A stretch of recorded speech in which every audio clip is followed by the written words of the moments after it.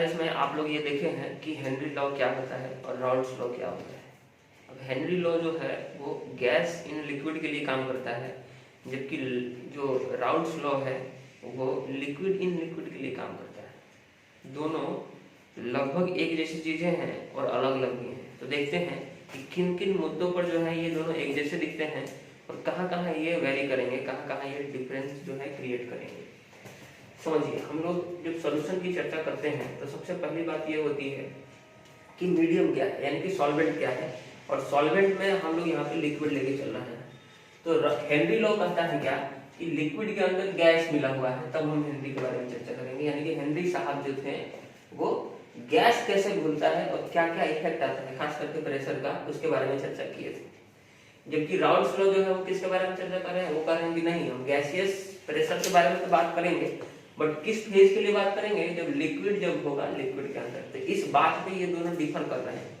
Henry law और Raoult's law दोनों अलग अलग हैं। किन बातों पे कि ये अलग अलग फेजेस में बात कर रहे हैं। सिमिलर किस बेसिस पे है जी, तो ये सिमिलर है, प्रेशर जो है वो इसके ऊपर निर्भर करता है, प्रेशर मोल फ्रैक्शन के ऊपर निर्भर करता है। ये कहना चाह रहे हैं दोनों ही केस में, चाहे गैस घोले हो हम पानी के अंदर या फिर हम लिक्विड घोले हो, मान लीजिए अल्कोहल, वो घोले हो पानी के अंदर, तो दोनों ही केसेस में हम लोग प्रेशर वर्सेस मोल फ्रैक्शन बात कर रहे हैं। तो इस टर्म में तो क्या है, ये दोनों सेम है, एक ही तरह की बात कर रहे हैं। बट अगर फेज की बात करेंगे, सॉल्वेंट की बात करेंगे, सॉल्यूट की बात करेंगे, तो दोनों डिफरेंट है। यानी कि हेनरी लॉ क्या कह रहा है, हेनरी लॉ कह रहा है कि हमारे पास एक पानी का डब्बा है और इसमें हम अगर ऑक्सीजन घोल दें, है ना, पानी के अंदर हम लोग अगर ऑक्सीजन घोल दें, तो जितना अधिक इसके ऊपर, इस सॉल्यूशन के ऊपर प्रेशर बढ़ाएंगे, ऑक्सीजन उतना ही ज्यादा घुलेगा इसमें। यानी कि pressure is directly proportional to x2। याद कीजिए x2 टर्म हम लोग सॉल्यूट के लिए यूज किए थे। तो जितना अधिक प्रेशर बढ़ाते जाएंगे उतना ही ज्यादा x2 जो है क्या होता जाएगा, बढ़ता जाएगा। ये कौन कह रहे हैं, हेनरी साहब। अब कहा जा रहा है कि जो हमारा प्रोपोर्शनल साइन है उसको अगर हटाते हैं तो हमारे पास एक कांस्टेंट आएगा, and that constant is called as Henry constant. h for Henry, तो k फॉर कांस्टेंट, तो kh जो है वो हेनरी कांस्टेंट बनता है हमारे पास। तो इससे रिलेटेड कई बार कई फॉर्मूले पूछे गए हैं। मोल फ्रैक्शन आपको पढ़ाया गया है, तो मोल फ्रैक्शन आपको यहाँ पे यूज कर लेना है। यानी कि प्रश्न कैसे पूछे जाएंगे, यहाँ पे आपको दे दिया जाएगा कि किसी भी पर्टिकुलर सॉल्यूट जो है एक लिक्विड में घुला हुआ है और उसका ये अमाउंट है। अमाउंट देते ही, नाम देते ही आप उसका क्या निकाल सकते हैं, मोल फ्रैक्शन। और फिर दिया रहेगा kh उस लिक्विड का, और फिर कहेगा कि बताइए उस समय प्रेशर क्या रहा होगा। अब सेम कंटेस्ट में जब हम लोग राउल्ट्स लॉ में बात करेंगे तो क्या बात करेंगे जी, ये कह रहे हैं कि लिक्विड इन लिक्विड, फिर प्रेशर की चर्चा कैसे हो रही है, तो ये कह रहे हैं कि हम वेपर फेज में बात करेंगे। वेपर के बारे में पिछली क्लास में बताया गया था। वेपर का मतलब अगर हम किसी लिक्विड को, किसी पर्टिकुलर लिक्विड को गर्म करते हैं और गर्म करने से क्या होगा, उसका वेपर बनेगा, उसका वाष्प बनेगा, इसे पानी ही है, और ऊपर से इसको हम ऊपर से एनक्लोज कर दें, बंद कर दें, तब क्या होगा, ये चीजें बाहर नहीं जा पाएंगी, और जब बाहर नहीं जाएंगी तो वापस से नीचे आकर एक नीचे प्रेशर लगाएंगी, and that is called as vapour pressure, वाष्प दाब। अब ये जो वाष्प दाब है, वेपर प्रेशर है, ये कह रहे हैं राउल्ट्स की ये भी डिपेंड किस पे करता है, amount of solute and solvent पे। अब देखिए इंटरेस्टिंग चीज यहाँ ये है कि वहां पे प्रेशर एक ही था, और यहाँ इनसाइड द प्रेशर की चर्चा हो रही है, वहां आउटसाइड द प्रेशर की चर्चा हो रही थी। यहाँ पे भी डिफरेंस हो रहा है। वहां पे हम सॉल्यूशन के ऊपर प्रेशर लगा रहे थे बाहर से, यहाँ सॉल्यूशन के ऊपर अंदर इंटरनल प्रेशर लग रहा है, और उसी चीज के अमाउंट पे, यानी कि जो भी हम उसके अंदर रखे रहेंगे, पानी रखे रहेंगे तो पानी का वेपर बनेगा, वाष्प, अगर अल्कोहल रखे रहेंगे तो अल्कोहल का वाष्प बनेगा। तो ये कह रहे हैं कि दोनों ही पर डिपेंड करता है। यानी कि पानी और अल्कोहल अगर हम मिक्स किए हैं सॉल्यूशन के अंदर, तो पानी का क्या अमाउंट है वो उसके रेस्पेक्ट में बात चलेगी, और अल्कोहल का क्या अमाउंट है वो उसके रेस्पेक्ट में बात चलेगी। मान लीजिए कि इस केस में हम लोग पानी रखे हैं समझने के लिए, और दूसरा जो सॉल्यूट है वो हम लोग अल्कोहल रखे हैं। अब दोनों को गर्म किए तो किसी न किसी टेम्परेचर पर दोनों जाकर वेपर बनेगा। तो पानी का भी वेपर बन रहा है और अल्कोहल का भी वेपर बन रहा है, दोनों इसमें मिक्स है। तो क्या कर रहे हैं राउल्ट कर रहे हैं कि पानी का जो वेपर है, यानी कि हम वन सॉल्वेंट अगर है वो तो P1 is directly proportional to X1, यानी कि X1 जो है वो क्या बता रहा है, मोल फ्रैक्शन, यानी कि what is the amount mixed in that particular solution, तो उस पर डिपेंड करेगा। और वैसे ही कह रहा है कि अल्कोहल का भी जो प्रेशर, वेपर प्रेशर बनेगा, वो भी किस पर डिपेंड करेगा, उसके मोल्स पे, मोल्स फ्रैक्शन पे, यानी कि उसके अमाउंट पे डिपेंड करेगा। दोनों अपने अपने ऊपर जो बढ़ाएंगे जिसका, जैसे पानी की मात्रा अगर बढ़ा दिए सॉल्यूशन के अंदर तो क्या होगा, जो वेपर प्रेशर करस्पॉन्डिंग है पानी से रिलेटेड वो बढ़ जाएगा। सिंपल सा बात है, बढ़ना भी चाहिए था, पानी बढ़ेगा तो पानी का वेपर बढ़ेगा, पानी का वेपर बढ़ेगा तो वेपर प्रेशर बनेगा पानी। अब कह रहे हैं कि इससे हम ये मतलब निकाल रहे हैं कि जो प्रेशर है, वेपर प्रेशर जो है, वाष्प दाब है, वो डायरेक्टली प्रोपोर्शनल मोल फ्रैक्शन के है। अगर सॉल्यूट का बोलेंगे तो सॉल्यूट के लिए, और अगर सॉल्वेंट के लिए बोलेंगे तो सॉल्वेंट के लिए। फिर ये जनरलाइज कर दिए तो है कि P इज प्रोपोर्शनल साइन हटाएंगे तो एक कांस्टेंट आएगा। यहाँ पे जो P नोड है, ये P नोड जो है ये शुद्ध किसी चीज का वेपर प्रेशर है। यहाँ पे ये अलग से राउल्ट्स कांस्टेंट नहीं लाए हैं, ये इंटरेस्टिंग है। यहाँ पे ये कह रहे हैं कि अगर सिर्फ पानी रखते हैं, सिर्फ अगर पानी रखते हैं और उसको गर्म करते हैं तो उससे जो वेपर बनता है उसको हम क्या कहेंगे, शुद्ध प्योर वेपर प्रेशर। तो नॉट जब भी लगा रहे, जहां पे भी नॉट आ जाए वो आपको क्या इंडिकेट करता है, वो चीज प्योर फॉर्म में प्रेजेंट है। तो यहाँ पे जो नॉट है, जो जीरो आपको दिखाई दे रहा है, नॉट P नॉट, ये क्या बता रहा है, ये बता रहा है उस पर्टिकुलर सॉल्यूट या फिर सॉल्वेंट का प्योर फॉर्म में। यानी कि पानी अगर रखेंगे तो पानी को अगर हम कर रहे हैं वेपराइज तो उसका जो वेपर प्रेशर अकेले का बनेगा, या फिर अल्कोहल अगर अलग से गर्म कर रहे हैं उसका जो वेपर प्रेशर अकेले का बनेगा, तो उनको कह रहे हैं प्योर।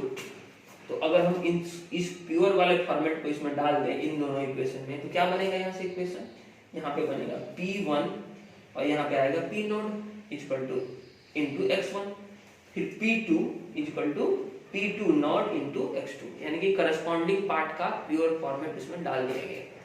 अब हम कहेंगे कि टोटल वेपर प्रेशर इसके अंदर कितना बन रहा है, टोटल वाष्प दाब कितना आ रहा है इसका, वो निकालिए। तो P टोटल किस पर डिपेंड करेगा, पानी पे जो कि उसका सॉल्वेंट है, और अल्कोहल पे जो कि उसका सॉल्यूट है। तो P1 और P2 हमारे पास यहाँ पे है, तो इसको उठा के यहाँ पर रख दिए। P1 की जगह पे P1 not into X1 plus P2 not into X2। फिर याद कीजिए मोल फ्रैक्शन का एक फॉर्मूला होता है कि X1 प्लस X2 बराबर होता है 1, यानी कि टोटल का जो जनरल फॉर्म जब जाएगा X1 और X2 का मोल फ्रैक्शन में, वो किसके बराबर होता है, 1 के बराबर होगा। यानी कि मोल फ्रैक्शन हमेशा अधिकतम 1 के बराबर ही जाएगा, वही बढ़ता है दोनों के अंदर। तो यहाँ से हम लोग क्या देख सकते हैं कि X1 को यहाँ से हटाकर रिप्लेस कर दिए, X1 बराबर लिख सकते हैं 1 माइनस X2। वही चीज X1 की जगह पे यहाँ पे लिख दिए हम 1 माइनस X2। तो P1 not minus P1 not into X2, ये P2 नॉट इंटू X2 पहले से है, यहाँ से हम X2 कॉमन ले लिए, तो P2 नॉट प्लस में है और P1 नॉट माइनस में है, तो P2 not minus P1 not, ये P1 नॉट पहले से है। ये हमारे पास इक्वेशन बन गया किस केस के लिए, अगर हम टोटल प्रेशर निकाल रहे हैं जब हमारे पास सिर्फ एक ही मोल फ्रैक्शन दिया हुआ है, सिर्फ X2 ही दिया हुआ है, या फिर सिर्फ X2 का ही अमाउंट दिया हुआ है, उस केस में आप इसको यूज कर सकते हैं। तो हम देखे हैं कि दो फार्मूला हमारे पास आया है, एक हेनरी का फार्मूला आया है और एक राउल्ट्स का फार्मूला आया है। तो हेनरी और राउल्ट्स के बीच में अब हमको लगता है कि आपको क्लियर हो गया होगा कि प्रश्न जब आएंगे, क्वेश्चन जब आएगा तो किस प्रकार बनाया जाएगा। एग्जाम्पल नंबर 2.5 ये इसी पे आधारित है, इस क्वेश्चन को आप बनाइए, एनसीईआरटी का क्वेश्चन है, बिल्कुल सेम टू सेम इसी चीज पे आधारित है। थोड़ा सा ग्राफ देखते हैं। प्रोपोर्शनल साइन का जो ग्राफ होता है, यानी कि डायरेक्टली प्रोपोर्शनल का जो ग्राफ होता है वो आता है कुछ इस प्रकार, ये यानी कि ये बढ़ाएंगे तो ये भी बढ़ेगा। देखिए यहाँ से जब यहाँ पहुंचे तो ये बढ़ा है तो ये भी बढ़ेगा, यानी कि जिस प्रोपोर्शन में x बढ़ेगा उसी प्रोपोर्शन में y भी बढ़ेगा। x और y दोनों सेम प्रोपोर्शन में बढ़ रहे हैं तो उसको कहते हैं प्रोपोर्शनली। डायरेक्टली प्रोपोर्शनल ग्राफ हमेशा स्ट्रेट लाइन आता है। अब स्ट्रेट लाइन ग्राफ को अगर आप देखिएगा इस केस में, तो y एक्सिस पे क्या रखा जाएगा हमारे पास, प्रेशर P इंटू एक्स, इस फॉर्मेट में ये ग्राफ है। तो स्ट्रेट लाइन ग्राफ आता है किसके लिए, हेनरी कांस्टेंट के लिए, हेनरी लॉ के लिए। P वर्सेस x2 का ग्राफ आता है और स्ट्रेट लाइन आएगा। सेम ग्राफ अगर हम लोग राउल्ट्स लॉ में देखते हैं तो इसमें दो इक्वेशन बन रहा है, ध्यान से देखिए, दो इक्वेशन है। तो ये भी डायरेक्टली प्रोपोर्शनल है और ये भी डायरेक्ट। तो अलग अलग अगर हम देखेंगे तो क्या आएगा, अलग अलग अगर हम देखें इसमें, तो अगर हम P1 x1 का देखेंगे तो डायरेक्टली प्रोपोर्शनल, और P2 x2 का देखेंगे तो ये भी डायरेक्टली प्रोपोर्शनल। अब एनसीईआरटी क्या किया है, एनसीईआरटी इसको उठाकर इसके ऊपर इम्पोज कर दिया, पलट के रख दिया है ना। तो क्या करेंगे हम, इसको उठाकर जब हम इसके ऊपर रखेंगे तो ग्राफ कैसा दिखेगा, ग्राफ इसको ऐसे पलट देंगे तो एक तो ऐसे जाएगा और एक ऐसे जाएगा, ये ग्राफ उसमें दिखाया हुआ है। और इन दोनों का टोटल अगर देखेंगे तो टोटल दोनों का जोड़ है, तो जहां तक मैक्सिमम जाएगा उसको बोलेंगे पी टोटल। तो पी टोटल बराबर क्या हो जाएगा, P1 और plus P2, P1 plus P2। ये ग्राफ आपका आ गया। अगर हम इसको बोलेंगे कि यहाँ पे है x1, तो x1 अगर 1 है तो उस समय x2 कितना होगा, 0। आके देखिए ये रहा, x1 अगर 1 हो जाएगा तो x2 को 0 होना होगा, तभी तो LHS बराबर RHS। और उसी तरह यहाँ पे होगा अगर x2 बराबर 1 उस समय x1 बराबर होगा 0। तो ये आपका ग्राफ हो गया। यहाँ पे आ जाएगा P1 नॉट और यहाँ पे आ जाएगा आपका P2 नॉट।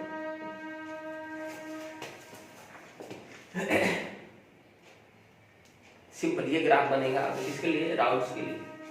अब इसमें एक और कंसेप्ट आता है इस वाले केस में, इस वाले केस में आता है ideal and non ideal gas का। याद कीजिए आइडियल के लिए हम लोग सॉल्यूशन में बात किए थे कि किसी को भी हम आइडियल कब कहेंगे। आइडियल का मतलब क्या निकलता है, आइडियल का मतलब निकलता है कि अगर कोई चीज बिल्कुल ही सुप्रीम कंडीशन में पहुंच चुका है तब उसको कहते हैं आइडियल, है ना। जिसको सब कुछ जो दे दिया जाए। फॉर एग्जाम्पल इस पेन के लिए अगर हम कहें कि पेन आइडियल कब कहलाएगा, है ना, तो पेन का जो काम है वो एकदम परफेक्ट रूप से अगर वो कर रहा है तो हम कहेंगे कि वो बिल्कुल आइडियल है। पेन का क्या काम है, लिखावट करना, तो ये कभी भी खराब नहीं होना चाहिए, हमेशा अच्छे से चलना चाहिए। ये सब कंडीशन है। मान लीजिए स्टूडेंट के लिए कहेंगे कि आइडियल स्टूडेंट किसको बोलेंगे, तो जो अच्छे से पढ़ाई करे, माँ बाप का बात माने, गुरुजन टीचर का बात माने, है ना। जो भी आइडियल कंडीशन में स्टूडेंट होगा कब कहेंगे, जब उसको कि सारा काम जो स्टूडेंट वाला है वो बिल्कुल परफेक्ट रूप से करे तब कहेंगे आइडियल। सॉल्यूशन में भी आइडियल सॉल्यूशन कब बोलेंगे, जब वो बिल्कुल सॉल्यूशन के सारे टर्म एंड कंडीशंस को फॉलो करता हो। तो देखिए आइडियल जैसा कोई चीज दुनिया में होता ही नहीं। क्यों, क्योंकि सब कुछ फॉलो नहीं हो पाएगा, हर कंडीशन फॉलो नहीं हो पाएगा। तो अगर हम लोग कहें कि कोई सॉल्यूशन आइडियल सॉल्यूशन है और नॉन आइडियल सॉल्यूशन है, उसके लिए क्या हम बोलेंगे, किस कंडीशन को फॉलो करना चाहिए कोई सॉल्यूशन। तो कहा जाता है कि कोई सॉल्यूशन अगर राउल्ट्स लॉ को हर प्रेशर पे फॉलो कर रहा है तब हम कहेंगे उसको आइडियल सॉल्यूशन, और अगर नहीं कर रहा है तो बोलेंगे non ideal solution. Ideal solution किसको कहेंगे, जब वो हर कदम पर ईच एंड एवरी कॉन्सेंट्रेशन के ऊपर वो किसको फॉलो करे, राउल्ट्स लॉ को। इसका टर्म एंड कंडीशंस ऐसे बनाया दिया जाता है आइडियल सॉल्यूशन के लिए।